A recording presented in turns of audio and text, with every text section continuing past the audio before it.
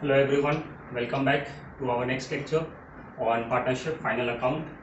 Previous lecture में we have seen all the items that will appear in the balance sheet on liability as well as asset side. ठीक है, और उससे पहले हम लोग trading account and profit and loss accounts के items देखे हैं कि कहाँ पे क्या क्या जाएगा. ठीक है, और थरो डिस्कशन वाज डन और शायद आप लोग रिवाइज किए होंगे और आप लोगों को याद भी होगा कि कौन कहाँ पे जाएगा. तो इट्स बेटर टू अगेन एक रिवीजन ले लेते हैं, छोटा सा समरी टाइप का, और उसके बाद फिर जो इम्पोर्टेंट पॉइंट्स हैं related to final account we will look on it. उसके बाद फिर कुछ छूटा था अपना, जैसे कि sundry debtors and sundry creditors, उसके अंदर आईसेट के कुछ एडजस्टमेंट्स है, तो वो एडजस्टमेंट्स एक बार लिख लेंगे और उसके बाद फिर we will come back on the examples हम लोग देखेंगे और उसको सॉल्व करेंगे. ठीक है ना, तो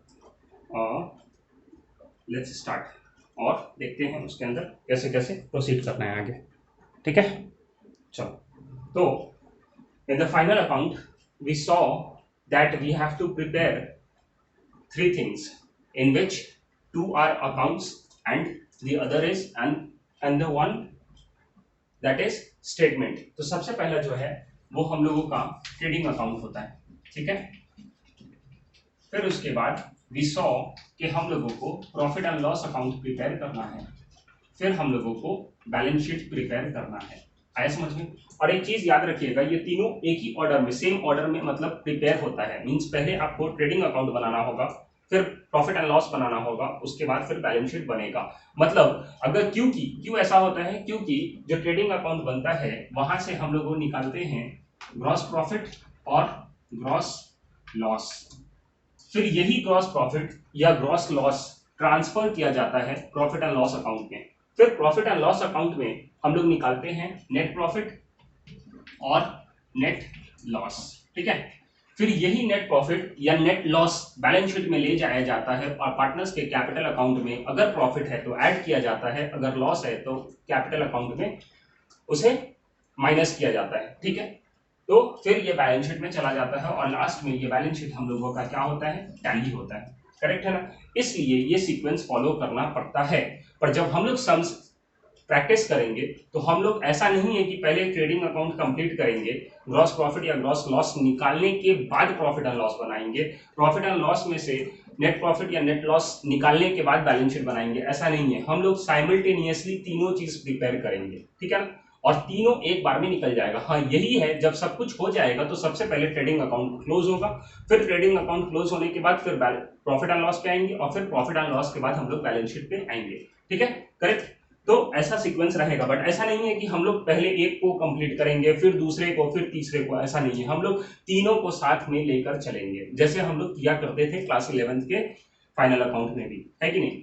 तो वैसा करना है. अब जो ट्रेडिंग अकाउंट है, प्रॉफिट एंड लॉस अकाउंट है, ये दोनों अकाउंट है. जो बैलेंस शीट है वो एक स्टेटमेंट है. जो ट्रेडिंग अकाउंट है, जो प्रॉफिट एंड लॉस अकाउंट है, वो फॉर द ईयर बनता है, मतलब पूरे साल भर का एक्सपेंसेस, पूरे साल भर का इनकम्स, लॉसेस, गेन्स उसके अंदर आता है.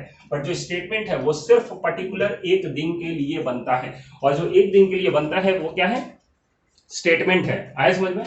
और वो स्टेटमेंट जो है उसके अंदर क्या क्या रहता है, एसेट्स रहता है और लायबिलिटीज रहता है. और ये जो लायबिलिटीज और एसेट्स रहता है वो सिर्फ और सिर्फ एक दिन का रहता है, मतलब एक पर्टिकुलर डे का रहता है. मतलब ये पूरा साल भर का नहीं है. मतलब जो लास्ट डे 31 मार्च उस दिन मेरा क्या पोजीशन है, मतलब मेरा नहीं है, पार्टनरशिप फर्म का क्या पोजीशन है, उसके पास कितना एसेट्स है, उसके पास कितना लायबिलिटीज है, वो जो रहता है वो सिर्फ एक पर्टिकुलर डेज का रहता है. आया समझ में? तो ये तीन चीज वैसा हुआ. जो ये दो है, trading account and profit and loss account, इसके अंदर ये जो है ये it's a type of nominal account. क्या? Nominal account. तो ये नॉमिनल अकाउंट है, इसलिए यहाँ पे expenses, incomes, gains and losses से डील होता है. अगर कोई एक्सपेंसेस है एंड लॉसेस है तो वो या तो ट्रेडिंग अकाउंट के या तो प्रॉफिट एंड लॉस अकाउंट के डेबिट साइड में जाएगा. मतलब ट्रेडिंग अकाउंट के डेबिट साइड में एक्सपेंसेस जाएगा और लॉसेस जाएगा, प्रॉफिट एंड लॉस अकाउंट के डेबिट साइड में एक्सपेंसेस जाएगा एंड लॉसेस जाएगा. ट्रेडिंग अकाउंट के अब क्रेडिट साइड में क्या बचा, इनकम्स एंड गेन्स, वो जाएगा. प्रॉफिट एंड लॉस अकाउंट में क्या जाएगा, प्रॉफिट एंड लॉस अकाउंट में भी सेम इनकम्स एंड गेन्स जाएगा, करेक्ट है। उसके बाद कोई भी इनकम, कोई भी एक्सपेंसेस, कोई भी गेन्स, कोई भी लॉसेस बैलेंस शीट में नहीं जाएगा। बैलेंस शीट में सिर्फ और सिर्फ एसेट्स एंड लायबिलिटीज जाएगा, ठीक है। क्लियर है अभी तक? तो ये हो गया नॉमिनल अकाउंट, और ये जो है ये है एक स्टेटमेंट जिसके अंदर एसेट्स एंड लायबिलिटीज रहता है, करेक्ट है। और क्या क्या सीखे थे, याद दिलाओ हमको भी, कुछ हमको भी भूल जाते हैं हम भी। तो डेबिट साइड भी हो गया, क्रेडिट साइड भी हो गया, ये दोनों साइड में डेबिट साइड भी होगा, क्रेडिट साइड भी होगा, बट जो बैलेंस शीट है उसके अंदर न डेबिट साइड होगा न क्रेडिट साइड होगा। हाँ, लेफ्ट हैंड साइड बोल सकते हैं, राइट हैंड साइड बोल सकते हैं, एक लायबिलिटी साइड होगा, एक एसेट साइड होगा। आया समझ में? क्लियर है। फिर उसके बाद ट्रेडिंग अकाउंट से क्या निकलता है वो बता दिए, प्रॉफिट एंड लॉस अकाउंट से क्या निकलता है वो बता दिए, और बैलेंस शीट से क्या निकलेगा। बैलेंस शीट क्या होगा, लास्ट में टैली हो जाएगा। अगर टैली हो जाता है तो इतना कॉन्फिडेंस आ जाएगा कि मेरा सम शायद से सही है, पर 100% सही है कि नहीं है वो डिपेंड करता है कि सब एडजस्टमेंट सही से हुआ है कि नहीं, ठीक है। अब हम लोग मूव करते हैं कुछ इंपॉर्टेंट पॉइंट्स पे, ठीक है। अब हम लोग मूव करते हैं कुछ इंपॉर्टेंट पॉइंट्स पे जो कि ध्यान रखना है हम लोगों को trading account, profit and loss account and balance sheet बनाते समय।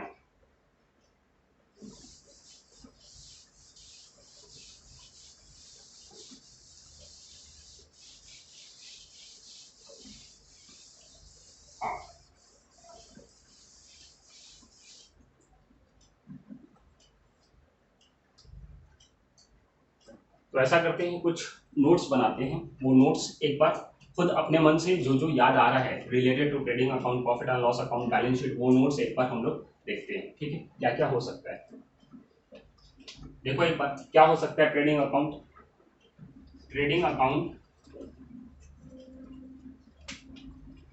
Is prepared to find out gross profit or gross loss, ठीक है। फिर उसके बाद और क्या होता है, तो when income that is credit side of when income that is credit side of trading account is greater than expenses, that is कौन सा साइड है एक्सपेंसेस का, debit side. when income of the trading account is greater than expenses, तो ये situation को क्या बोलते हैं हम लोग, तो ऐसा सिचुएशन होता है तो हम लोग बोलते हैं gross profit. when income of the trading account is greater than the expenses, then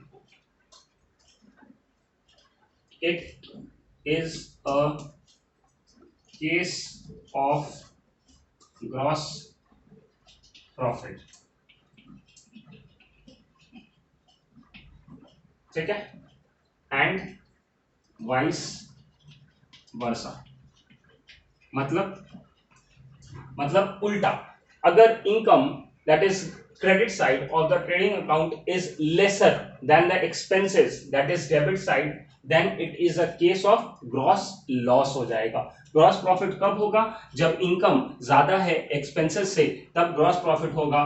but अगर इनकम कम है ग्रॉस प्रॉफिट से, इनकम कम है एक्सपेंसेस से, तो सिचुएशन हो जाएगा ग्रॉस लॉस का। आया समझ में? तो ये हो गया अपना ट्रेडिंग अकाउंट के रिलेटेड। और एक चीज ट्रेडिंग अकाउंट के रिलेटेड लिखेंगे हम लोग, trading account is a type of nominal account। आए समझ में? ठीक है। तो जो ट्रेडिंग अकाउंट है वो किस टाइप का है, वो है नॉमिनल अकाउंट का। और इसके अंदर और भी लिख सकते हैं,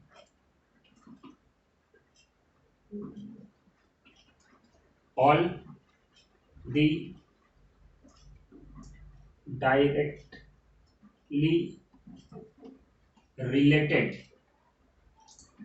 expenses, all the directly related, all the directly related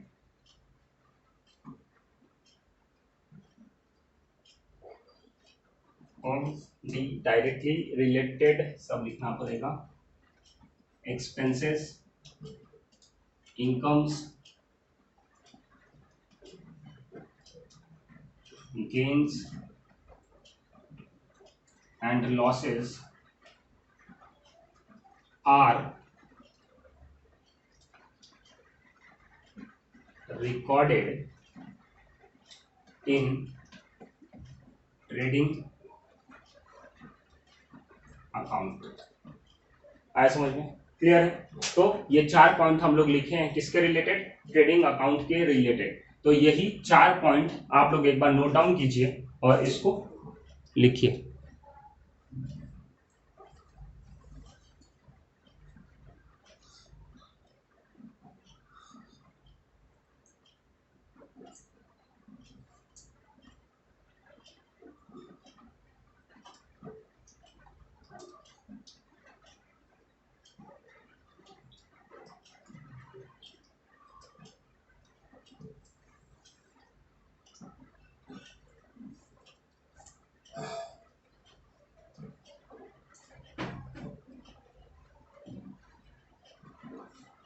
ठीक है, आया समझ में?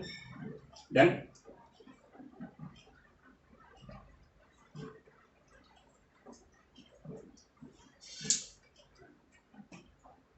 अब यही ट्रेडिंग अकाउंट के हिसाब से लिखे, तो अब इसी को आप लोग खुद ट्राई करो कि प्रॉफिट एंड लॉस अकाउंट के लिए लिखने के लिए ट्राई करो। देखो ये पॉइंट्स हालांकि बुक से मैच टू मैच नहीं है, ये अपने मन में जो आया वो हम लोग लिख दिए। अगर आपको कोई बोले कि ट्रेडिंग अकाउंट के ऊपर कुछ लिखो तो आप कम से कम 3-4 पॉइंट तो लिख सकते हो। उसी तरीके से आपको कोई बोला कि प्रॉफिट एंड लॉस अकाउंट के ऊपर कुछ लिखो तो वही लिखो जो ये लिखा हुआ है, बस यहाँ पे ट्रेडिंग अकाउंट की जगह पे profit and loss account change करो और उसके रिलेटेड जो जो चेंजेस होता है उसको चेंजेस करो। जैसे यहाँ पे था ट्रेडिंग अकाउंट इज प्रिपेयर्ड, तो अब हम लोग लिखेंगे profit and loss account is prepared to find out. अब हम लोग प्रॉफिट एंड लॉस अकाउंट जो बनाते हैं उससे क्या निकालते हैं, तो अब हम लोग का यहाँ पे चेंज हो जाएगा नेट प्रॉफिट और नेट लॉसेस। आया समझ में? इसी तरीके से आपको सब चेंजेस करना है और सबको चेंजेस करके वो प्रॉफिट एंड लॉस अकाउंट के लिए एक नोट्स बन जाएगा। एक बार ट्राई करो आप लोग खुद, कैसे होगा।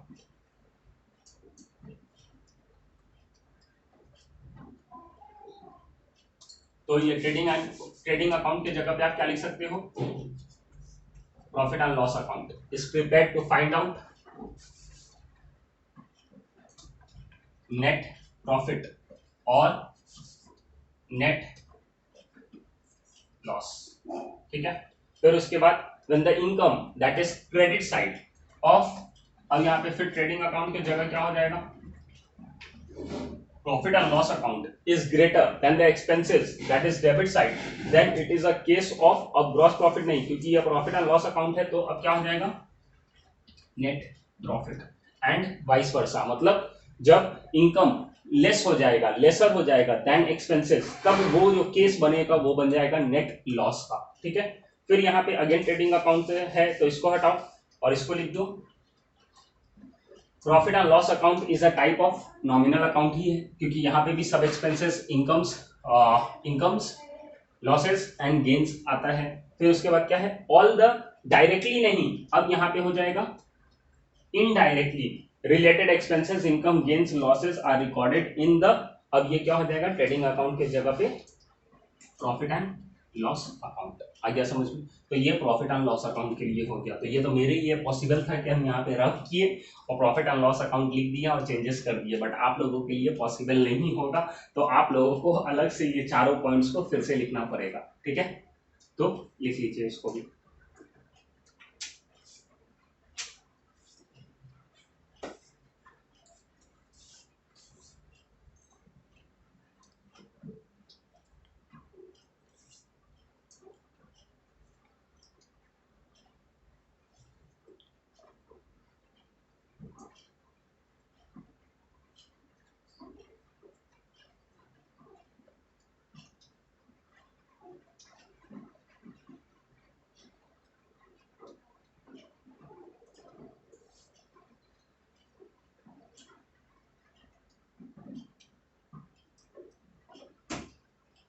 ठीक है, हो गया? अगर हो गया तो गुड, नहीं हुआ तो पॉज करके लिख लेने का, फिर आगे देख लीजिएगा। ठीक है, अब आते हैं हम लोग, ये हो गया trading account, profit and loss account. अब हम लोग चलते हैं बैलेंस शीट के पास। बैलेंस शीट का भी 2-4 पॉइंट लिख लेते हैं।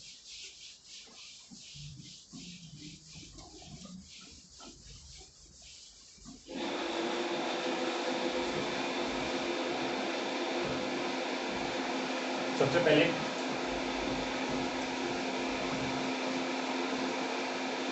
Balance sheet is a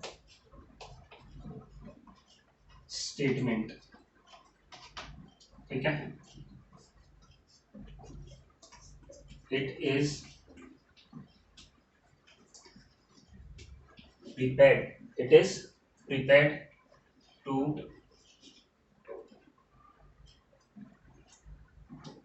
it is prepared to know the financial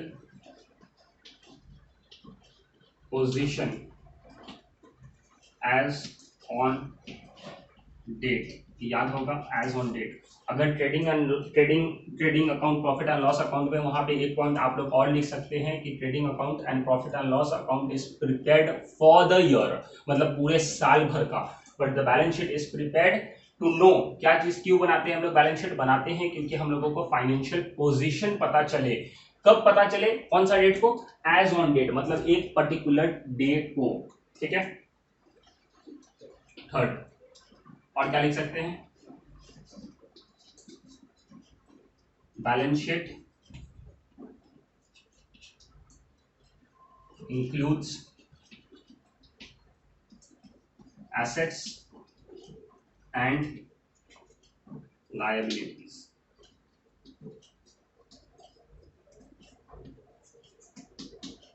ठीक है, balance sheet includes assets and liabilities. तो ये 3 पॉइंट हम लोग बैलेंस शीट के रिलेटेड भी कुछ लिख सकते हैं। इसके अलावा भी बहुत सारा चीज है जो आप लोग लिख सकते हैं। ठीक है, अब आते हैं हम लोग आगे।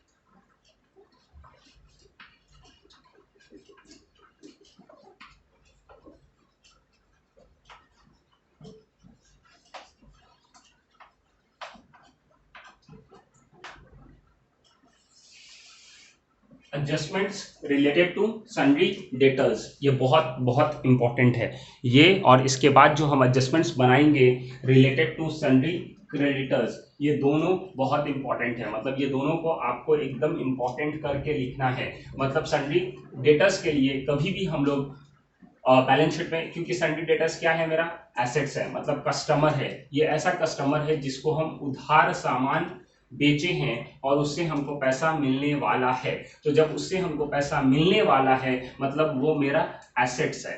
क्या है? मेरा एसेट है, मतलब प्रॉपर्टी है एक टाइप का। अभी पैसा है नहीं मेरे पास, बट वो हमको देगा बाद में, मतलब वो हमको प्रॉपर्टी के शक्ल में है मतलब। तो इसलिए वो एसेट्स है मेरा। तो ये एसेट जब भी सन्ड्री डेटर्स को हम लोग बैलेंस शीट में लिखेंगे एसेट साइड में, तो हम लोगों को ये जो पॉइंट्स अभी लिखने जा रहे हैं, ये चारों पांचों पॉइंट्स का हम लोगों को दिमाग में ख्याल रखना है।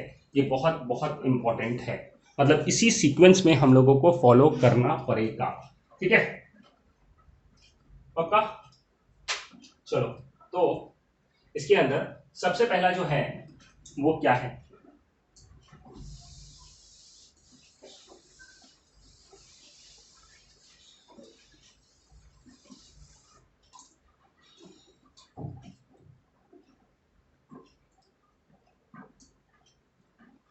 इसके अंदर सबसे पहले तो आप लिखोगे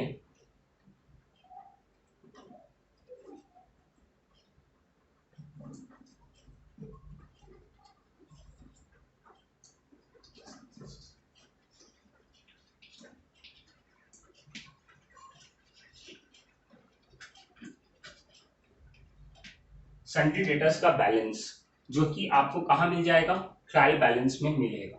तो वो वाला बैलेंस आपको यहाँ पे लिख लेना है पहले, ठीक है। ये बैलेंस आप यहाँ पे लिखेंगे। सन्ड्री डेटर्स का जो बैलेंस ट्रायल बैलेंस में दिया रहेगा वो हम लोग लिखेंगे। उसके बाद हम लोगों को प्लस करना है, ऐड करना है। क्या ऐड करना है सर? हम लोगों को ऐड करना है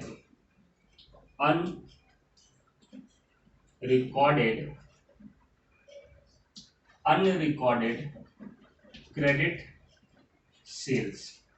हम लोगों को ऐड करना है अनरिकॉर्डेड क्रेडिट सेल्स, मतलब जो रिकॉर्ड नहीं हुआ है। क्या रिकॉर्ड नहीं हुआ है? क्रेडिट सेल्स, मतलब उधार, मतलब कैश में सेल्स नहीं, उधार वाला सेल्स। अगर हम उधार में कोई सामान बेचे हैं, मतलब कोई पार्टनरशिप फर्म कोई उधार में सामान बेचा है और उसको अभी तक रिकॉर्ड नहीं किए हैं, तो हम लोगों को यहाँ पे रिकॉर्ड करना पड़ेगा। आया समझ में? तो सन्ड्री डेटर्स में हम लोग ऐड करेंगे अनरिकॉर्डेड क्रेडिट सेल्स। तो यहाँ पे कोई अमाउंट आएगा तो ये दोनों प्लस हो जाएगा, करेक्ट। फिर ये अमाउंट जो आएगा उसमें हम लोगों को फिर ऐड करना पड़ेगा,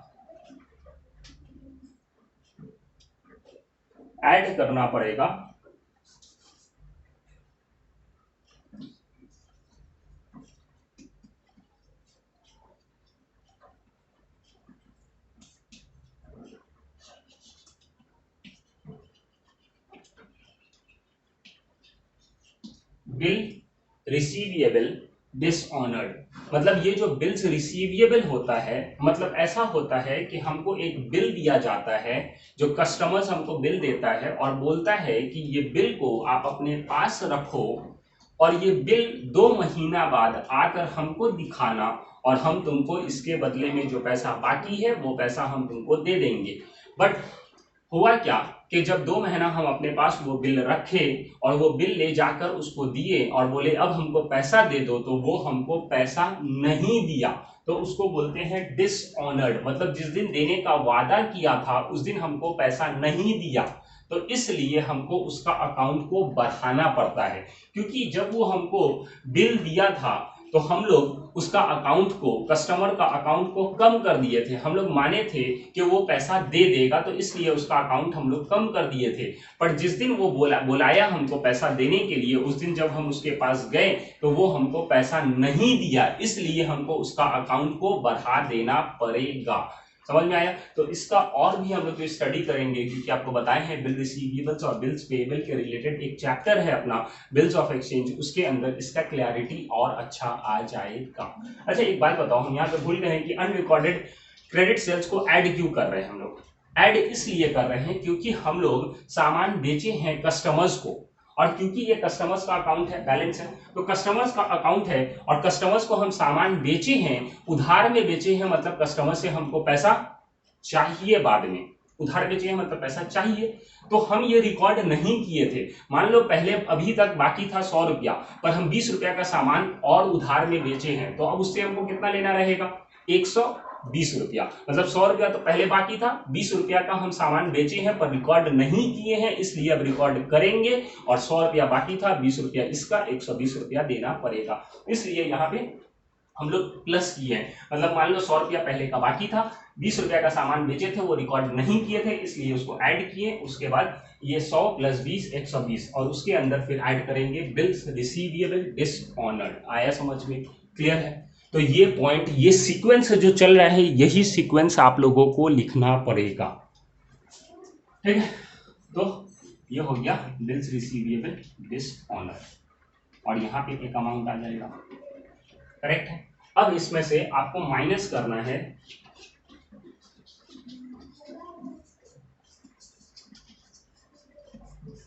बैड डेट्स। मतलब आप लोगों को माइनस करना है बैड डेट। मतलब ऐसा कि हमको लग रहा है कि मेरा कस्टमर मेरा पैसा मार लेगा, मतलब मेरा पैसा नहीं देगा, मतलब वो हमको जो पैसा बाकी है उससे वो हमको पैसा एक्सक्यूज मी, नहीं देगा, ठीक है। तो हमको ऐसा लग रहा है कि वो हमको पैसा नहीं देगा, मतलब मेरा नुकसान हो जाएगा, तो इसलिए हमको क्या करना पड़ेगा, माइनस करना पड़ेगा, माइनस करना पड़ेगा। और क्या बोल के माइनस करना पड़ेगा, बैड डेट। तो यहाँ पे कुछ अमाउंट रहेगा वो हम लोग माइनस कर देंगे। आ गया समझ में, क्लियर है। तो ये हो गया तुम्हारा अमाउंट। फिर इसके बाद आपको माइनस करना है, फिर आपको माइनस करना है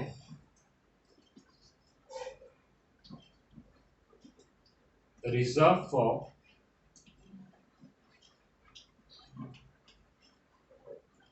डाउटफुल डेट, इसको बोलते हैं RDD। आए समझ में। तो RDD जो है वो आप लोगों को माइनस करना है। फिर जो RDD रहता है वो नॉर्मली आप लोगों को परसेंटेज में दिया जाता है कि 2%, 3%। जो ये 2% या 3% होगा वो किसका होगा। जैसे मान लो यहां पे इसको हम A बताएं, ठीक है, तो ये हो गया B, करेक्ट है। तो ये जो निकला इसको, इसका नाम क्या देंगे, C। पर ये C निकला तो निकला कैसे, ये C जो निकला है वो A प्लस B, ये दोनों को ऐड करेंगे तब C निकलेगा, तो ये C वैसे निकला है। फिर मान लो इसका नाम है D, तो इसका नाम होगा E। तो E कैसे निकला, C प्लस D, E निकला क्योंकि ये प्लस है, तो इसका मतलब C में प्लस हुआ होगा D, तो E निकलेगा। इसको हम यहाँ पे नंबर्स में भी देंगे तो आपको भी समझ में आ जाएगा, ठीक है। E, उसके बाद ये माइनस करना है बैड डेट, तो मान लो F है बैड डेट, तो ये होगा G। तो G कैसे निकला रहा होगा, क्योंकि ये माइनस हुआ है, मतलब E में से माइनस होगा F, तब जाके G निकलेगा। और ये जो रिजर्व फॉर डाउटफुल डेट है ये परसेंटेज दिया रहता है, मान लो कुछ परसेंटेज है 2%, तो ये 2% किसका निकलता है, तो ये जो 2% निकलेगा वो निकलेगा ऑफ G, मतलब जो ऊपर ये वाला बैलेंस आया है उस बैलेंस का 2% निकलना पड़ेगा, तो ये G ले लो, ठीक है। तो ये वाला बैलेंस यहां से माइनस करना पड़ेगा। आ गया समझ में, क्लियर है। और उसके बाद एक लास्ट में और एक माइनस होता है, उसको बोलते हैं reserve for discount on debtors. Reserve for discount on debtors, मान लो ये G था तो ये H निकला, तो ये जो आया वो I, पर I आया कैसे, I आया होगा G माइनस H से। तो ये भी जो reserve for discount on debtors होता है ये भी एक परसेंटेज होता है, तो मान लो ये 1%, तो ये जो 1% है वो किसका निकलेगा सर, तो ये निकलेगा I का, जो I बैलेंस बचा हुआ है उसका 1% निकालना पड़ेगा, ठीक है। तो वो वाला बैलेंस यहाँ पे निकलेगा। और लास्ट में जो अब बैलेंस बचा है ये बैलेंस को हम लोग लिखेंगे कहाँ पे, ये बैलेंस को हम लोग लिखेंगे बैलेंस शीट में, करेक्ट है। तो इस तरीके से बैलेंस शीट में हम लोगों को प्रेजेंट करना पड़ेगा, दिस इज इंपॉर्टेंट, ठीक है। तो सबसे पहले हम लोग को सन्डे डेटर्स का बैलेंस लिख देना पड़ेगा, जो कि आपको मिल जाएगा ट्रायल बैलेंस से। उसके अंदर आपको ऐड करना पड़ेगा अनरिकॉर्डेड क्रेडिट सेल्स, फिर उसके बाद वो दोनों ऐड हो जाएगा। फिर उसके बाद उसमें आपको बिल्स रिसीवेबल, अगर डिसऑनर्ड कुछ रहा क्वेश्चन में तो उसको भी ऐड करना होगा। फिर ये सब ऐड होने के बाद आपको बैड डेट माइनस करना होगा। फिर जो आएगा उसमें से आप लोगों को रिजर्व फॉर डाउटफुल डेट भी माइनस करना पड़ेगा। जो रिजर्व फॉर डाउटफुल डेट होगा वो कुछ परसेंटेज होगा, वो परसेंटेज आपको निकालना पड़ेगा। जो बैलेंस अभी आया हुआ है उस पे, वो बैलेंस पे आपको 2% या जितना भी परसेंटेज होगा वो परसेंटेज निकाल कर माइनस कीजिएगा। फिर जो अमाउंट आया है अब उस पे अगर कोई reserve for discount on debtors बोलता है तो उस पे हम लोगों को वो परसेंटेज अप्लाई कर कर वो वाला निकालना पड़ेगा बैलेंस, और फिर उसको भी माइनस करके जो लास्ट में बैलेंस आएगा उसको बोलेंगे closing balance of sundry debtors, और यही जाएगा आपका बैलेंस शीट में, ठीक है।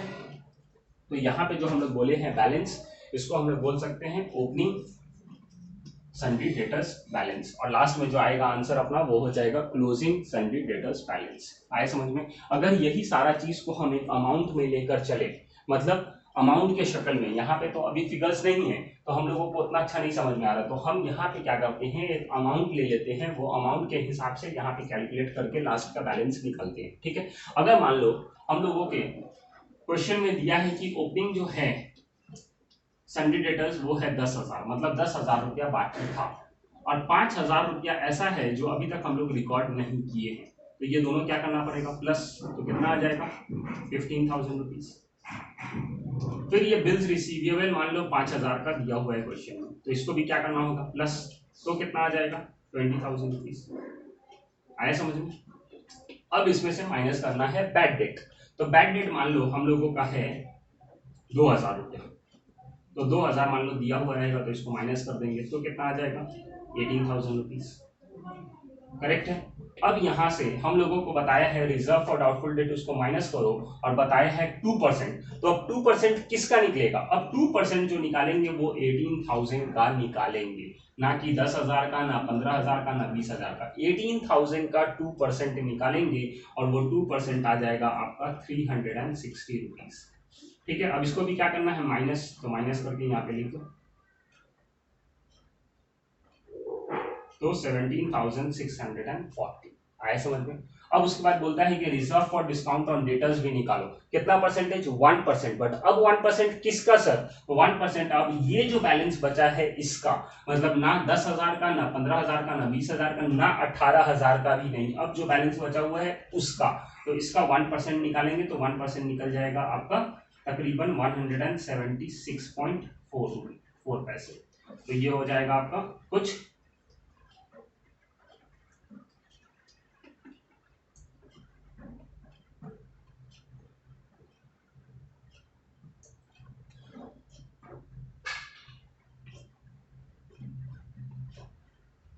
तो 17,465.60 ऐसा, तो ये हो गया आप लोगों का closing balance of sundry debtors. आ गया समझ में? तो यही इंपॉर्टेंट बताना था कि ये जो 360 निकला है वो किसका निकला है, वो निकला है ये वाले का, इसके ऊपर 2%, ये जो निकला है वो किसका निकला है, ये निकला है इसके ऊपर 1%, तो वो परसेंटेज तो दिया रहेगा पर निकालना किसके ऊपर है वो इंपॉर्टेंट है, तो इसलिए ये सीक्वेंस फॉलो करना बहुत बहुत जरूरी है। अगर ये सीक्वेंस फॉलो नहीं करेंगे तो मेरा ये दोनों आंसर गलत हो सकता है, और ये गलत हुआ तो क्लोजिंग बैलेंस गलत हुआ, और क्लोजिंग बैलेंस गलत हुआ तो बैलेंस शीट टैली नहीं होगा।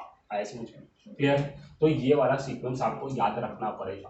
तो ये था adjustment related to the sundry debtors, तो ये बहुत बहुत इंपॉर्टेंट है, ये आप लोगों को पता होना चाहिए, याद रहना चाहिए, और कभी भी सन्ड्री डेटर्स के रिलेटेड हम लोग करेंगे तो ये एडजस्टमेंट हम लोगों को करना ही पड़ेगा।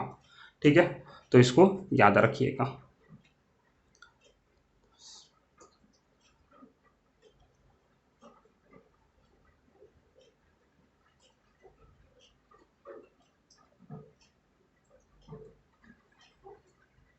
ठीक है, अब इसी रिलेटेड हम लोग बात करते हैं, और तुम्हारा adjustment related to sundry creditors. ठीक है, अब क्रेडिटर्स के रिलेटेड हम लोग कुछ बात कर लेते हैं।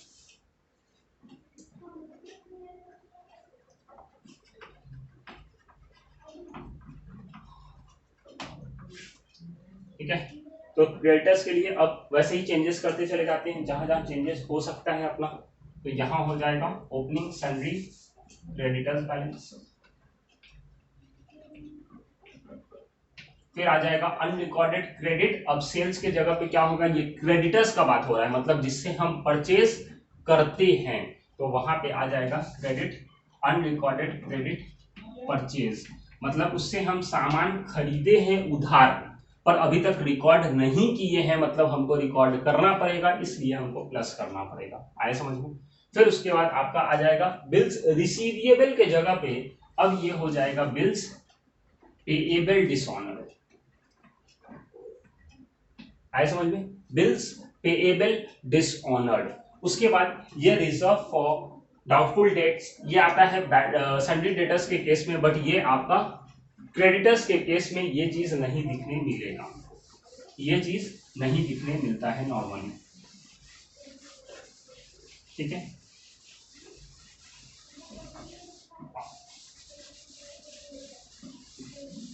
तो ये बिल्स पेएबल डिसऑनर्ड भी प्लस, और ये बैड डेट भी आपको नहीं मिलेगा, क्योंकि वो क्या आपको मतलब पैसा नहीं देगा, यहाँ पे तो अब पैसा हमको देना है ना, क्योंकि सन्ड्री क्रेडिटर्स है, मतलब पैसा हमको देना है, तो अब उससे हमको पैसा नहीं मिलेगा ऐसा तो बात नहीं, हमको देना है तो हम देंगे, नहीं देंगे तो वो पहले से हमको थोड़ी ना पता है, तो इसलिए बैड डेट यहाँ पे नहीं आता है। तो नॉर्मली ये चीज आया। उसके बाद एक जो आता है वो आता है आपका या तो प्रोविजंस बोलो और रिजर्व्स बोलो, रिजर्व्स फॉर डिस्काउंट ऑन, वहां डेटर्स आता था, यहाँ पे क्रेडिटर्स आ जाएगा, और यहाँ पे भी कुछ परसेंटेज होगा, वो परसेंटेज किस पे निकलेगा, इस पे निकलेगा, और इसको भी क्या करना होगा, माइनस करना होगा, और जो लास्ट में बैलेंस आया है इसको बोलेंगे क्लोजिंग बैलेंस या तो क्लोजिंग सन्ड्री क्रेडिटर्स बैलेंस। आया समझ में? मतलब यहाँ पे ज्यादा एडजस्टमेंट नहीं मिलेगा, ये अनरिकॉर्डेड क्रेडिट परचेस का मिलेगा, बिल्स पेएबल डिसऑनर्ड का मिलेगा, ये दोनों प्लस हो जाएगा, उसमें से हम लोग माइनस करेंगे प्रोविजंस या तो reserve for discount on creditors, यहाँ पे भी परसेंटेज दिया रहेगा, ये परसेंटेज ये वाला अमाउंट पे निकल जाएगा, माइनस कर देंगे, जो भी आएगा ये मेरा लायबिलिटीज में चला जाएगा। क्यों लायबिलिटीज में जाएगा? क्योंकि ये सन्ड्री क्रेडिटर्स है, मतलब जिससे फर्म ने सामान खरीदा है, मतलब फर्म के ऊपर बोझ है, कर्ज है, ठीक है, इसलिए ये लायबिलिटीज में चला जाएगा। तो ये दो एडजस्टमेंट्स बहुत इंपॉर्टेंट था जो कि रिलेटेड टू सन्ड्री डेटर्स था और सन्ड्री क्रेडिटर्स था, ठीक है। होपफुली ये भी आप नोट डाउन कर लिए होंगे।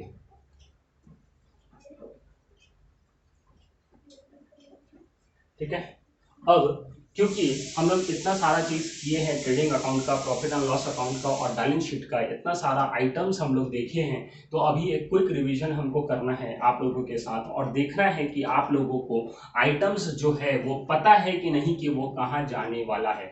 तो वो आइटम्स आपको पता होना चाहिए, और एक बार ट्राई करेंगे हम लोग, अभी एक बार ओरली हम लोग ट्राई करते हैं कि कौन कहाँ पे जाएगा, ठीक है। तो इससे क्या होगा, हम लोगों के लिए ईजी होगा कि कौन कहाँ पे जाएगा, ठीक है। आए समझ में अभी तक ये चीज क्लियर है? और ठीक है, आगे चले।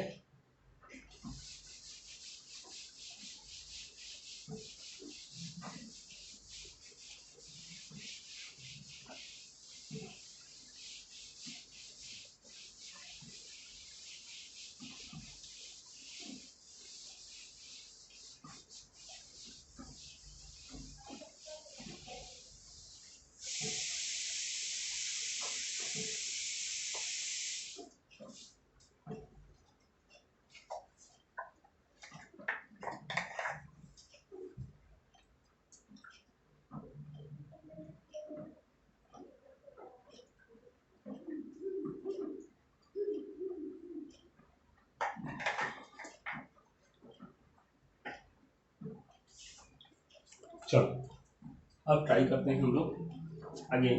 वो क्या ट्राई करना है अभी हमको, एक तो पहले बताते हैं कि कैसे क्या करना है। अब जो जो बता रहे हैं वो सब इम्पोर्टेंट है कहीं ना कहीं, क्योंकि पहला जो 2-3 लेक्चर्स रहता है ना कोई भी टॉपिक का, वो बहुत इंपॉर्टेंट होता है, मतलब हर एक बात कहीं ना कहीं इंपॉर्टेंट होता है, क्योंकि इसी के बेस पे हम लोग सम्स करने वाले हैं। तो अगर ये सब बात आप लोगों को याद नहीं रहेगा तो सम्स करने में प्रॉब्लम आ सकता है।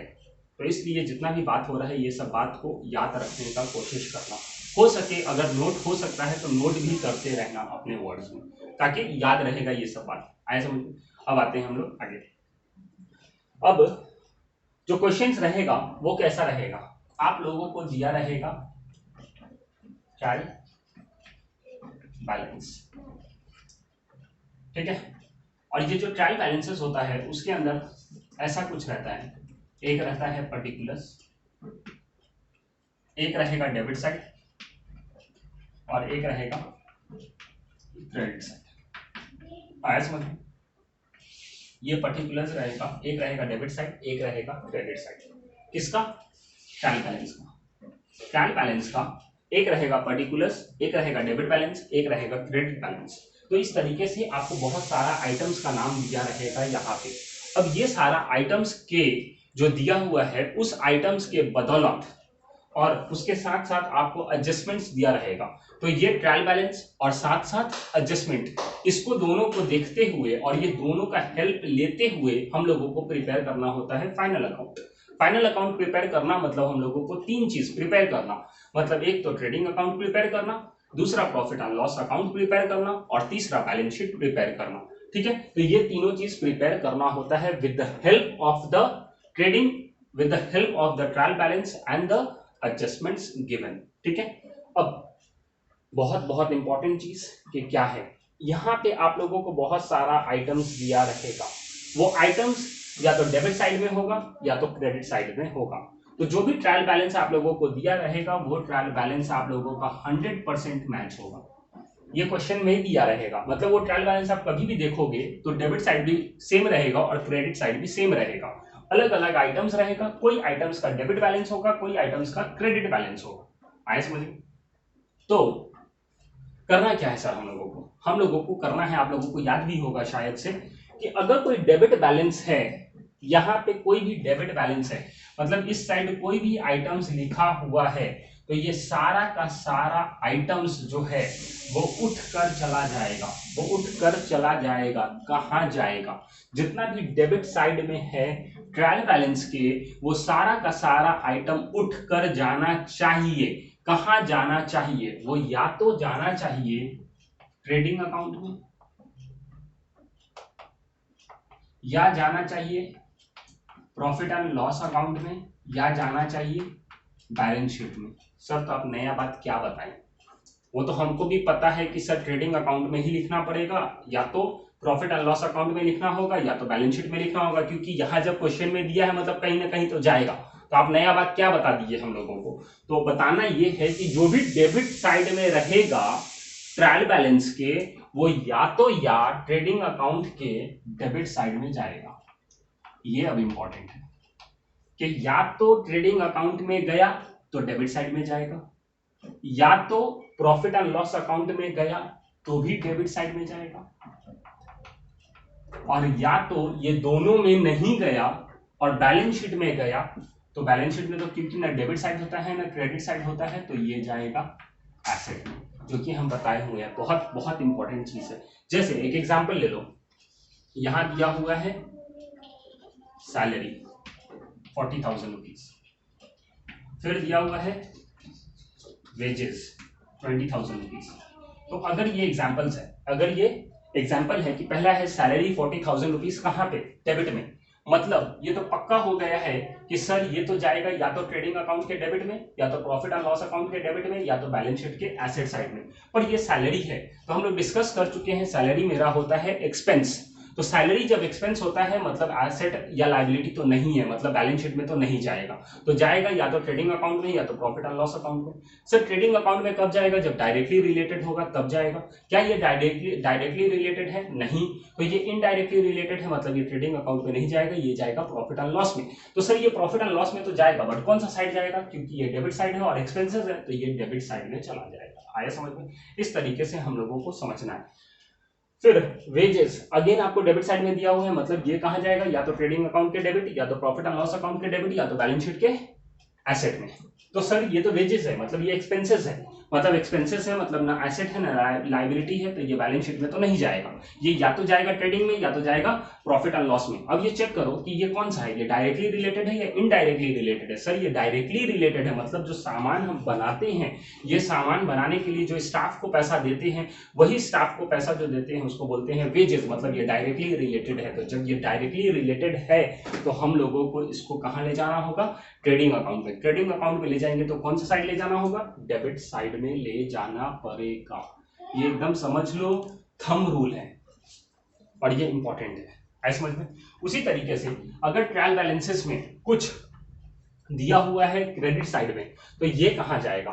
तो जो भी क्रेडिट साइड में दिया हुआ रहेगा वो आपका जाएगा या तो ट्रेडिंग अकाउंट के, या तो ट्रेडिंग अकाउंट में जाएगा, या तो प्रॉफिट एंड लॉस अकाउंट में जाएगा, या तो बैलेंस शीट में जाएगा। सर ये तो हमको भी पता है कि तीनों में से कहीं ना कहीं तो जाएगा, कहीं ना कहीं तो जाएगा, पर जाएगा कहां? तो ट्रेडिंग अकाउंट के जाएगा क्रेडिट साइड में, फिर उसके बाद प्रॉफिट एंड लॉस अकाउंट के जाएगा क्रेडिट साइड में, और बैलेंस शीट के जाएगा लायबिलिटीज साइड में। आए समझ में? क्लियर है अभी तक? तो अगर कोई भी ट्रायल बैलेंस में अगर कोई क्रेडिट साइड में दिया हुआ है कोई भी आइटम, तो वो आइटम 100% है कि ट्रेडिंग अकाउंट में जाएगा तो क्रेडिट साइड में जाएगा, अगर प्रॉफिट एंड लॉस में गया तो क्रेडिट साइड में जाएगा, और अगर बैलेंस शीट में गया तो लायबिलिटीज में जाएगा। ये बहुत बहुत बहुत इंपॉर्टेंट है, आप लोगों को हम क्लास 11th में भी बताए थे कि ये सब इंपॉर्टेंट है। ठीक है, तो ये जो बताए हैं डेबिट साइड का थंब रूल और क्रेडिट साइड का thumb rule, that is more important, कि अगर जो डेबिट बैलेंस है ट्रायल बैलेंस का, वो ये 3 जगह में से कोई भी एक जगह जाएगा। और एक चीज कि कोई भी ट्रायल बैलेंस में आइटम्स दिया हुआ है तो वो सिर्फ और सिर्फ एक ही बार जाएगा, कहीं भी जाएगा सिर्फ एक बार जाएगा। मतलब अगर वो ट्रेडिंग अकाउंट में चला गया है, जैसे ये वेजेस, ये कहां चला गया, ट्रेडिंग अकाउंट में, तो अब ये ना प्रॉफिट एंड लॉस अकाउंट में जाएगा न बैलेंस शीट में जाएगा। आया समझ में? मतलब सिर्फ ट्रायल बैलेंस में अगर दिया हुआ है तो सिर्फ और सिर्फ एक बार में जाएगा, मतलब एक ही बार जाएगा, कोई भी अकाउंट में जाने दो, या तो कोई भी अकाउंट या तो कोई भी स्टेटमेंट में जाने दो। ठीक है, मतलब दो जगह तो नहीं जा सकता है।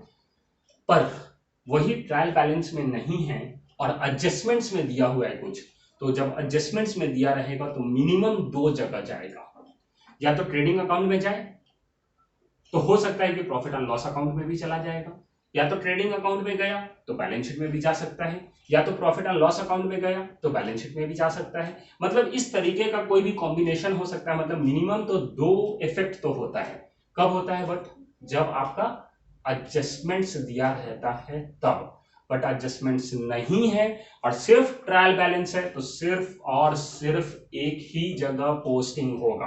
मतलब दो जगह लिखने का जरूरत नहीं है। दो जगह लिखेंगे कब? जब एडजस्टमेंट्स दिया रहेगा, मतलब कोई भी एडजस्टमेंट है तो वो एडजस्टमेंट का दो इफेक्ट होगा, मतलब दो जगह लिखना पड़ेगा। ठीक है, क्लियर है अभी तक? चलो गुड। तो यही चीज है। अब हम लोग थोड़ा सा डिस्कस करते हैं ये जो बताए हैं अभी लास्ट में। This is very very very important, इसका नोट डाउन करके आप लिखना कि ट्रायल बैलेंस का कोई भी डेबिट बैलेंस होगा, that debit balance will go either to the trading account debit side और profit and loss account debit side और बैलेंस शीट के एसेट में। अगर मैं ये लिखाना चाहूँ, लिखाऊं क्या या नहीं लिखाऊं? हाँ, बोल तो रहे हैं, लिख तो सकते हैं आप लोग ना? और नहीं सर लिखा दो, मतलब खाली मेहनत कराओ सबको और कुछ नहीं, सर लिख दो। अरे कभी ये तो बोलो कि हाँ सर हम लिख लेंगे।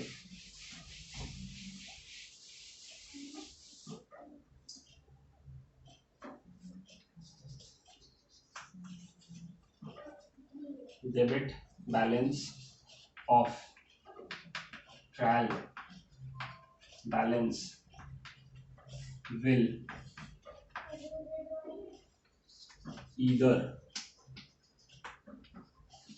गो टू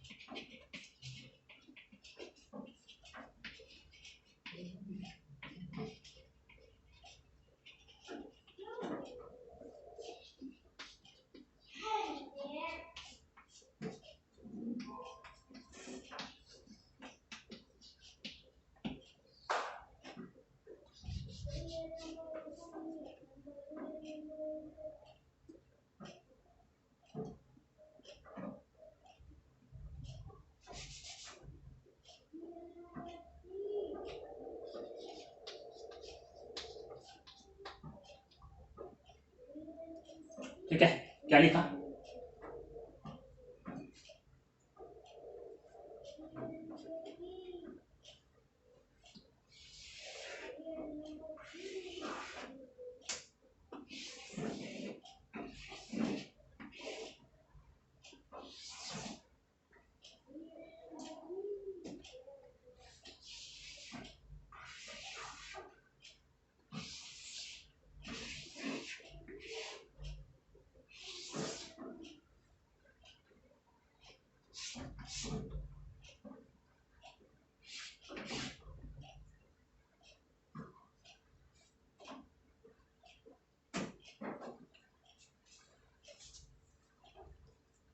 दिख रहा है कुछ?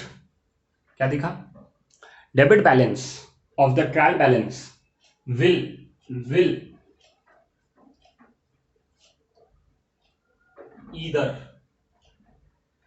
either go to trading account debit side, और मतलब या, मतलब एंड नहीं है और है, या तो ट्रेडिंग अकाउंट के डेबिट साइड में जाएगा, या तो प्रॉफिट एंड लॉस अकाउंट के डेबिट साइड जाएगा, या तो बैलेंस शीट के एसेट साइड जाएगा। कौन सा बैलेंस? Debit balance. किसका? ट्रायल बैलेंस का। आए समझ में? इसी तरीके से अब आप लोग लिखो क्रेडिट बैलेंस का। वो क्या लिखोगे? अब आप लोग को चेंज करना पड़ेगा और लिखना पड़ेगा credit balance of trial balance will either go to trading account credit side or profit and loss account credit side, correct. और बैलेंस शीट के एसेट के जगह क्या हो जाएगा? लायबिलिटीज साइड, मतलब वो दूसरा नोट्स हो गया, ठीक है ना। मतलब ये पहला पॉइंट है, और अभी जो ये हम चेंजेस किए हैं, ये चेंजेस किया हुआ आप लोगों का दूसरा पॉइंट हो गया है, करेक्ट है। तो ये दूसरा पॉइंट भी ऐसे करके लिख लेना। तो ये क्रेडिट बैलेंस के लिए हो गया, और इससे पहले जो हुआ था वो हुआ था डेबिट बैलेंस के लिए, ठीक है। क्लियर है? बहुत इंपॉर्टेंट है। फिर और एक पॉइंट लिख लेते हैं,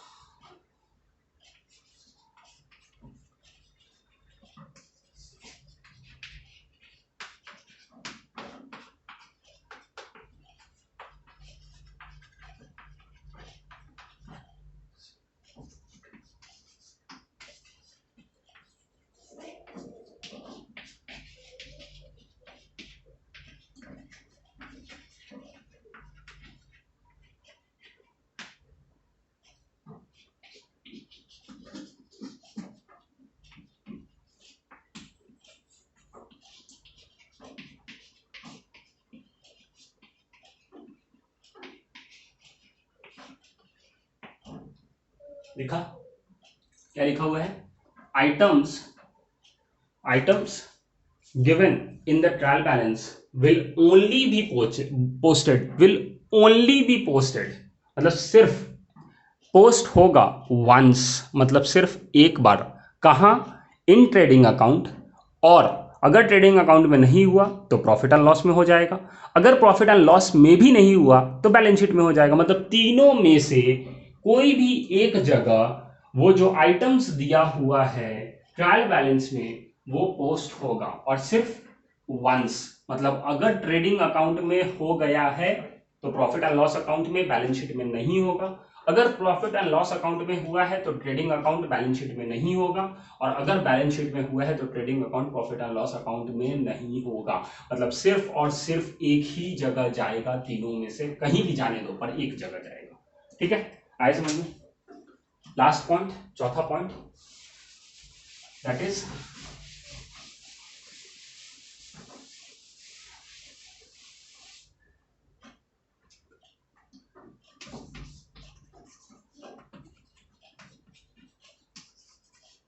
adjustments given in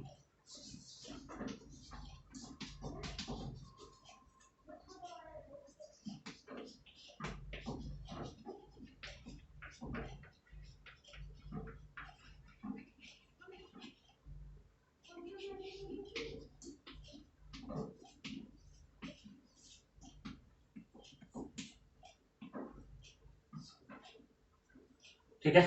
ये क्या लिखा?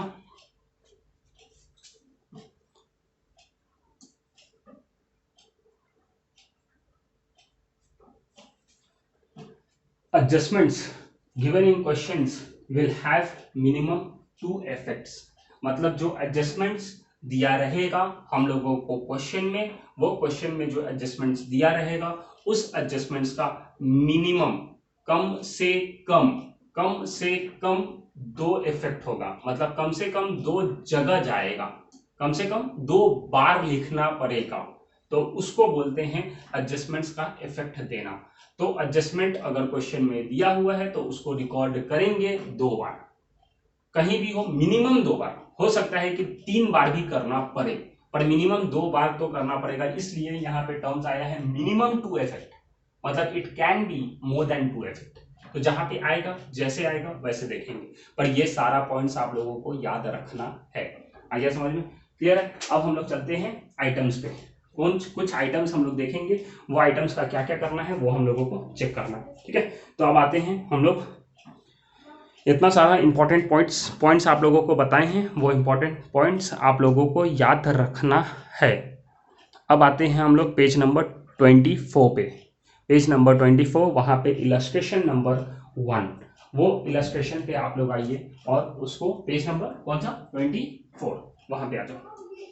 देखो वहां पे अब रीड करते हैं वो सम्स को, क्या लिखा है। Daya and Kshama are partners sharing profit and losses in the ratio of 1:1। मतलब 2 पार्टनर्स है, एक है दया और एक है क्षमा।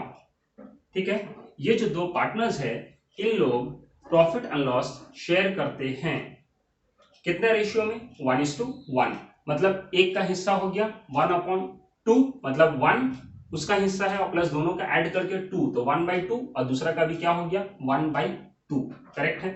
From the following trial balances and the additional information मतलब एडजस्टमेंट्स, मतलब ट्रायल बैलेंस और एडिशनल इंफॉर्मेशन जो कि एडजस्टमेंट है वो दिया हुआ है, वहां से आपको प्रिपेयर करना है ट्रायल बैलेंसेस, सॉरी वहां से प्रिपेयर करना है trading account, profit and loss account for the year, मतलब पूरे साल भर का, जो कि एंड हो रहा है 31 मार्च 2019 को। And the balance sheet, and balance sheet भी प्रिपेयर करो, बट कब का करो? एज ऑन दैट डेट, मतलब 31 मार्च को उस दिन का बैलेंस शीट बनाओ। मतलब तीनों चीज बनाना है, ट्रेडिंग अकाउंट बनाओ, प्रॉफिट एंड लॉस अकाउंट बनाओ एंड बैलेंस शीट भी बनाओ। किसको देखते हुए? ट्रायल बैलेंसेस को और एडिशनल इंफॉर्मेशन को। ट्रायल बैलेंस में आते हैं, देखो यहाँ पे डेबिट बैलेंस दिया है और क्रेडिट बैलेंस दिया है। अगर नीचे में चले जाओ तो वहां पे दोनों साइड देखो कितना है 6,86,300, 6,86,300, मतलब ये दोनों हमेशा बैलेंस किया हुआ देता है। तो अब हम लोग सिर्फ और सिर्फ डेबिट बैलेंस वाला चेक करेंगे। तो क्योंकि डेबिट बैलेंस है तो हम बताए हैं कि ये जो डेबिट बैलेंस है वो या तो जाएगा, ये डेबिट बैलेंस कहां उठकर जाएगा, और क्योंकि ये ट्रायल बैलेंस है मतलब सिर्फ एक बार जाने वाला है, और एक बार जाएगा तो कहां जाएगा? या तो ट्रेडिंग अकाउंट के डेबिट साइड, या तो प्रॉफिट एंड लॉस अकाउंट के डेबिट साइड, या तो बैलेंस शीट के एसेट साइड। मतलब debit debit asset, debit debit asset, कौन सा? Debit balance. तो अभी हम लोग सिर्फ डेबिट बैलेंस का बात कर रहे हैं। तो पहला देखो स्टॉक डेट, देखो 1 अप्रैल 2018, बट बनाना कब तक का है? 31 मार्च 2019, मतलब इसमें ओपनिंग बैलेंस कौन सा हो गया? तो 1 अप्रैल 2018, तो ये ओपनिंग स्टॉक हो गया। तो ओपनिंग स्टॉक कहां जाता है? Trading account. अब ट्रेडिंग अकाउंट में जाएगा तो कहां जाएगा? डेबिट साइड में। ठीक है, फिर क्या है? बिल्स रिसीविएबल, रिसीविएबल मिलने वाला है, मतलब ये मेरा एसेट्स, तो चला जाएगा बैलेंस शीट के एसेट। तो देखो डेबिट डेबिट, ये नहीं तो ये दोनों जगह नहीं गया तो कहां गया? एसेट में गया, तो एसेट। दूसरा वेजेस एंड सैलरीज, तो पहला नाम क्या है? वेजेस, तो उठाकर कहां ले जाएंगे? ट्रेडिंग अकाउंट के कौन सा साइड? Debit side. फिर क्या है? सन्ड्री डेटर्स, मतलब कस्टमर्स जिससे पैसा मिलने वाला है, तो ये भी कहां चला जाएगा? एसेट्स। फिर क्या है? बैड डेट, बैड डेट मतलब क्या? नुकसान। किसका नुकसान? फर्म का। मतलब ये बैड डेट मतलब ऐसा है कि वो कस्टमर पैसा नहीं देगा, और क्योंकि ये ट्रायल बैलेंस में है मतलब सिर्फ एक बार जाएगा, मतलब ये नुकसान है, मतलब लॉस है। किसका लॉस है? बिजनेस का लॉस है। तो डायरेक्टली रिलेटेड है क्या? गुड्स से रिलेटेड है। गुड्स बना न बना उससे कोई, ये तो बनने के बाद बिक गया, अब नुकसान हुआ, मतलब ये इनडायरेक्टली रिलेटेड है, इसलिए ये जाएगा प्रॉफिट एंड लॉस अकाउंट में। और मतलब कंफ्यूज मत होना कि ये माइनस नहीं होगा। अब जो हम सन्ड्री डेटर्स का एडजस्टमेंट बनाए हैं उसके अंदर माइनस दिए थे हम बैड डेट, तो वो माइनस वहां नहीं होगा। क्यों नहीं होगा? क्योंकि ये एडजस्टमेंट्स में नहीं दिया हुआ है, ये ट्रायल बैलेंस में दिया हुआ है। ट्रायल बैलेंस में दिया हुआ है मतलब सिर्फ एक इफेक्ट होगा, और ये जो इफेक्ट होगा वो जाएगा प्रॉफिट एंड लॉस अकाउंट के डेबिट साइड में। ठीक है, फिर आता है परचेज। परचेज कहां चला जाएगा? ट्रेडिंग अकाउंट के अगेन डेबिट साइड, क्योंकि डेबिट डेबिट एसेट यही जाएगा 100%। फिर क्या है, मोटर कार, मोटर कार क्या है, एसेट्स, तो देखो एसेट्स में चला गया। फिर क्या है, ऑडिट फीस, ऑडिट फीस मतलब एक्सपेंस, एक्सपेंस मतलब किसका, प्रॉफिट एंड लॉस अकाउंट के डेबिट साइड में। फिर क्या है, सेल्स रिटर्न। अब सेल्स रिटर्न क्या है, मतलब सेल्स रिटर्न एक तरह से सेल्स में से क्या होना चाहिए, माइनस। तो या तो सेल्स में से माइनस कर दो, और नहीं तो सेल्स में से माइनस करेंगे तो कहां पे लिखना पड़ेगा, सेल्स कहां जाता है, क्रेडिट साइड, तो क्रेडिट में से माइनस करना होगा। और नहीं तो आप इसको कहां लिखोगे, ट्रेडिंग अकाउंट के डेबिट साइड भी लिख सकते हो, पर अच्छा होता है कि आप सेल्स में से माइनस करो। सर आप तो बोले कि ये डेबिट साइड में जाएगा, तो डेबिट साइड में ही गया है एक्चुअली में, हम तो क्रेडिट साइड में ले गए हैं, तो क्रेडिट साइड में हमको करना क्या पड़ रहा है, माइनस करना पड़ रहा है, मतलब हम उल्टा कर रहे हैं ना। तो इसलिए जब क्रेडिट साइड में चला गया है, जाना चाहिए था डेबिट साइड, क्योंकि ये डेबिट बैलेंस दिया हुआ है तो डेबिट साइड में ही जाना चाहिए, या तो ट्रेडिंग में, या तो प्रॉफिट एंड लॉस में, या तो एसेट में। तो एसेट में नहीं जाएगा, प्रॉफिट एंड लॉस में नहीं जाएगा, जाएगा ट्रेडिंग में। तो ट्रेडिंग में सर डेबिट साइड में जाना चाहिए, पर हम लिख रहे हैं कहाँ, सेल से माइनस कर रहे हैं, तो उल्टा साइड लिखे तो इसलिए तो माइनस भी तो कर दे रहे हैं ना, आए समझ में। तो इसलिए बेटर होता है कि आप लोग सेल्स रिटर्न को सेल्स में से माइनस कर देना। बट अगर आप माइनस नहीं भी करते हो और ट्रेडिंग अकाउंट के डेबिट साइड में भी लिखते हो तो सम्स अपना परफेक्ट है। आगे डिस्काउंट, तो डिस्काउंट कहां पे है, डेबिट में है, मतलब डेबिट साइड में जाएगा। और ये मेरा क्या है, एक तरह का लॉसेज है, नुकसान है, तो ये नुकसान प्रॉफिट एंड लॉस के डेबिट साइड में चला जाएगा। फिर क्या है, building assets, cash at bank assets, 10% investment, हम इन्वेस्ट किए हैं कहीं पैसा, तो इन्वेस्ट किए हैं मतलब एसेट। फिर उसके बाद एडवर्टीजमेंट, देखो 10% है, उसके अंदर एडजस्टमेंट्स हैं, तो वो हम लोग बाद में डिस्कस करेंगे, ठीक है। फिर एडवर्टीजमेंट एक्सपेंसेस है, फिर प्रॉफिट एंड लॉस अकाउंट के डेबिट साइड में। फिर रॉयल्टीज, रॉयल्टीज हम लोग क्या बात किए थे, ट्रेडिंग अकाउंट के डेबिट साइड में, क्लियर है। फिर आते हैं अब हम लोग, तो देखो अभी तक हम लोग जो डेबिट बैलेंस डिस्कस किए हैं, ये सारा का सारा आइटम आपका गया है डेबिट साइड में। किसके डेबिट में, या तो ट्रेडिंग के डेबिट में गया है, या तो प्रॉफिट एंड लॉस के डेबिट में गया है, और नहीं तो एसेट में गया है। क्लियर है, पक्का। सर एक जगह तो क्रेडिट में गया था, सेल्स रिटर्न गया था, बट वहां क्या करना पड़ा, माइनस करना पड़ा। अगर कोई उल्टा साइड ले जाते हैं तो माइनस कर देना पड़ेगा, ठीक है। अब आते हैं हम लोग क्रेडिट बैलेंस के बारे में। तो क्रेडिट साइड अब देखने जा रहे हैं, क्रेडिट बैलेंस। तो क्रेडिट बैलेंस कहां उठकर जाएगा, या तो ट्रेडिंग अकाउंट के क्रेडिट में, या तो प्रॉफिट एंड लॉस के क्रेडिट में, या तो लाइबिलिटीज में, मतलब क्रेडिट क्रेडिट नहीं तो लाइबिलिटीज, ठीक है। चेक करते हैं, पहला है जनरल रिजर्व। जो जनरल रिजर्व होता है हम लोग कहां पढ़े थे, लाइबिलिटीज में पढ़े थे, मतलब ये प्रॉफिट जो अभी तक हम लोग डिस्ट्रीब्यूट नहीं किए हैं या हम लोग दूसरे अकाउंट में ट्रांसफर कर दिए हैं, वो बाद में पार्टनर्स को मिलेगा। तो अभी फर्म के ऊपर बोझ बना हुआ है, ठीक है, तो उसको बोलते हैं जनरल रिजर्व, और वो जाता है लाइबिलिटीज में। तो देखो या तो क्रेडिट, या तो क्रेडिट नहीं तो लाइबिलिटीज, तो लाइबिलिटीज में चला गया। Capital account liabilities, creditors liabilities, RDD, तो आरडीडी जो दिया हुआ है, जैसे बैड डेट था तो बैड डेट गया था डेबिट साइड में, आरडीडी, आरडीडी कौन सा साइड है, क्रेडिट साइड है, तो ये जाएगा क्रेडिट साइड में, किसके, प्रॉफिट एंड लॉस के। मतलब यहाँ पे अब फिर एडजस्टमेंट को याद मत करना, क्यों याद मत करना, क्योंकि एडजस्टमेंट में नहीं दिया हुआ है, ये ट्रायल बैलेंस में दिया हुआ है, इसलिए हम लोग सिर्फ एक जगह जाएगा और ये जाएगा प्रॉफिट एंड लॉस के क्रेडिट साइड में। फिर क्या है, सेल्स, तो सेल्स कहाँ जाएगा, ट्रेडिंग अकाउंट के क्रेडिट साइड। फिर आउटस्टैंडिंग वेजेस, मतलब इतना पैसा अभी तक नहीं दिए हैं, मतलब कर्ज है, तो ये कहाँ चला गया, liabilities. Purchase return, purchase return जाना कहां चाहिए था, क्रेडिट बैलेंस मतलब क्रेडिट साइड जाना चाहिए, बट हम लोग परचेज रिटर्न को क्या करते हैं, परचेज में से माइनस, तो परचेज कहां मिलता है, डेबिट साइड में। सर ये तो जाना चाहिए था क्रेडिट साइड में, बट आप बोले कि परचेज में से माइनस करो, मतलब डेबिट में गया, तो देखो डेबिट में गया, उल्टा साइड गया तो क्या हो गया, माइनस हो गया। जैसे सेल्स रिटर्न जाना चाहिए था डेबिट, पर क्रेडिट में हम क्या कर रहे हैं, माइनस कर रहे हैं सेल से। तो इसी तरीके से जब परचेज होता है, परचेज रिटर्न, तो परचेज में से माइनस करते हैं। अगर माइनस नहीं करते हैं और क्रेडिट साइड में भी लिखते हैं तो सम्स सही रहेगा। आगे डिस्काउंट, क्योंकि ये क्रेडिट साइड में है तो डिस्काउंट कहां चला जाएगा, प्रॉफिट एंड लॉस के क्रेडिट साइड में, ठीक है, आए समझ में।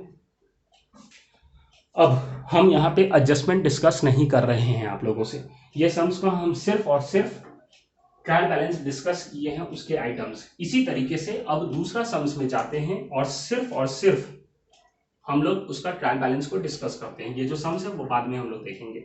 अब फिर से चलते हैं हम लोग ट्रायल बैलेंस दूसरे का। दूसरा जो सम्स है वो आपको पेज नंबर मिलेगा 27 में, और वहां पे जो पार्टनर्स है वो है Shilpa and Katrina.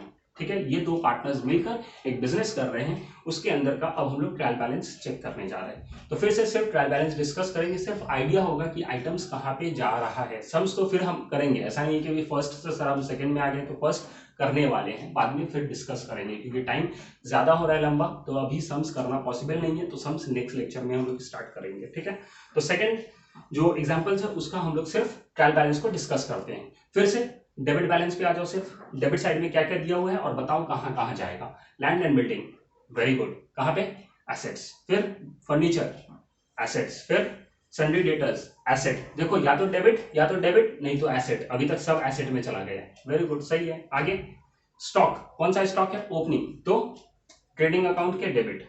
Bad debt, profit and loss के debit. Printing and stationery, profit and loss के डेबिट। वेजेस, ट्रेडिंग अकाउंट के debit. Salaries, profit and loss के debit. Carriage inward, trading account के डेबिट। सेल्स रिटर्न, सेल्स में से minus.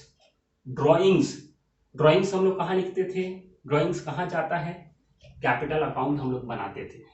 आया समझ में, ड्राइंग्स हम लोग क्या करते थे, कैपिटल अकाउंट बनाते थे, और ड्राइंग से पार्टनर्स का बैलेंस क्या होता था, घटता था, इसलिए कौन सा साइड लिखते थे, क्रेडिट साइड। मतलब यहाँ पे भी हम लोगों को पार्टनर्स का कैपिटल अकाउंट बनाना पड़ेगा, पर अब हम लोगों को देखना पड़ेगा कि सर ये कौन सा मेथड फॉलो कर रहा है, फिक्स्ड कैपिटल मेथड या फ्लक्चुएटिंग कैपिटल मेथड। तो ये इसके ऊपर हम डिस्कस बाद में करेंगे। आगे डिस्काउंट, डिस्काउंट कहाँ चला जाएगा, क्योंकि डेबिट बैलेंस अभी डिस्कस हो रहा है तो प्रॉफिट एंड लॉस के डेबिट में। फिर advance given to Shahrukh, advance दिया गया है, मतलब फर्म ने एडवांस दिया है, मतलब फर्म को तो खुशी हो रहा है कि बाद में पैसा मिलेगा, मतलब आज के दिन में इसके लिए क्या हो गया, एसेट्स। तो डेबिट नहीं तो एसेट्स, तो देखो एसेट में गया। Cash in hand asset, cash at bank asset. Interest, तो इंटरेस्ट ये कौन सा साइड में है, डेबिट, तो डेबिट साइड में जाएगा, तो प्रॉफिट एंड लॉस के debit. Commission, profit and loss के डेबिट। रॉयल्टीज, ट्रेडिंग अकाउंट के debit. And purchase, trading account के डेबिट। अब आते हैं हम लोग क्रेडिट साइड में। क्रेडिट साइड में सबसे पहला कैपिटल कहाँ जाएगा, लाइबिलिटीज। तो कैपिटल अकाउंट हम लोग यहाँ पे प्रिपेयर करेंगे और आपको बताएंगे हम, ठीक है। आगे बिल्स पेएबल, बिल्स पे, क्योंकि हम लोग को अब कैपिटल अकाउंट प्रिपेयर करने आता है, तो हम लोग कैपिटल अकाउंट भी प्रिपेयर करके देखेंगे और कैसे क्या करेंगे वो हम लोग समझेंगे, ठीक है। तो नेक्स्ट क्लास में हम वो डिस्कस भी करने वाले हैं। फिर आता है बिल्स, पे ए बिल, पे करना है मतलब लाइबिलिटीज। अब क्रेडिट में आ गया है, मतलब या तो क्रेडिट, ट्रेडिंग के क्रेडिट, या तो प्रॉफिट एंड लॉस के क्रेडिट, नहीं तो लाइबिलिटीज। तो देखो कैपिटल लाइबिलिटीज में जाएगा, बिल्स पेएबल लाइबिलिटीज में। बैंक ओवरड्राफ्ट, ज्यादा पैसा विड्रॉ कर लिए हैं, मतलब लोन हो गया है, कर्ज हो गया है, मतलब ये भी लाइबिलिटीज। परचेज रिटर्न, परचेज में से minus. Sundry creditors liabilities, bank loan liabilities. Interest received credit side, profit and loss के credit side.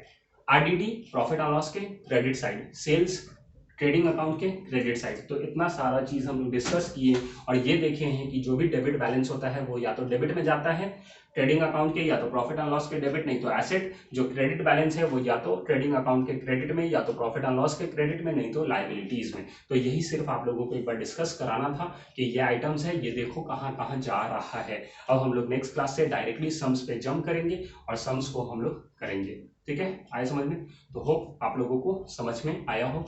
Just and just important आप लोगों के लिए है कि आप लोग रिवाइज करके रखना कि ट्रेडिंग में क्या क्या जाता है, प्रॉफिट एंड लॉस में क्या क्या जाता है, बैलेंस शीट में क्या क्या जाता है, और आज जितना भी हम लोग डिस्कस किए हैं इंपॉर्टेंट पॉइंट्स, वो सारा चीज को एक बार ध्यान रखना। तो हम लोग जब नेक्स्ट क्वेश्चन करने जाएंगे तो बहुत बहुत इजी हो जाएगा, ठीक है। आज के लिए इतना ही, thank you, bye bye and take care.